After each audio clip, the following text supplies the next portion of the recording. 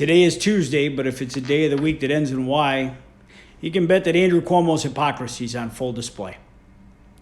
While Cuomo dropped a dictatorial bomb on local governments this week, that he was going to fine them $10,000 if they don't meet his standards of mask enforcement, the governor himself is under fire yet again for not wearing a mask.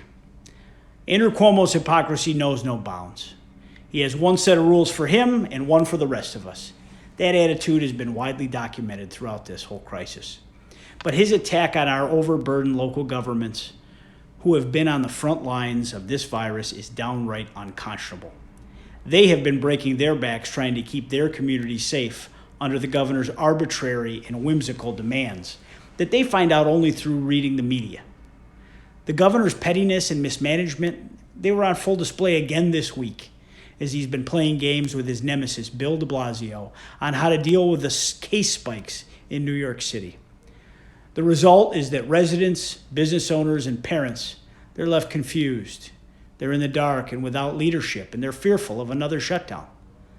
Let's be quite clear. We must not shut down our economy again. All workers are essential workers.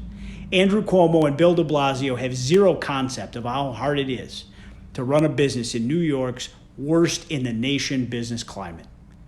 They have no respect for the blood, sweat, and tears our small business owners go through to create the livelihoods for themselves, for their families, and others. According to the state controller, an elected Democrat, half of New York City's bars and restaurants are already facing permanent closure. That's a result of Cuomo's punitive regulations, and it's the same story across much of New York. These businesses are essential to the fabric of our communities. They represent the very heart of our cities, our towns, and our villages.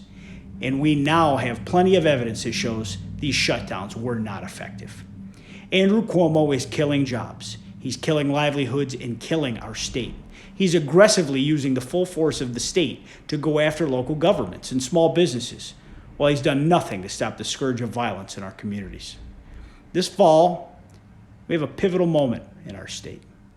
Cuomo's dictatorial edicts are showing no sign of slowing down. Democratic leaders in the legislature, they're not up to doing their jobs, and another shutdown has been dangled over our heads. Cuomo doesn't use science to make these decisions.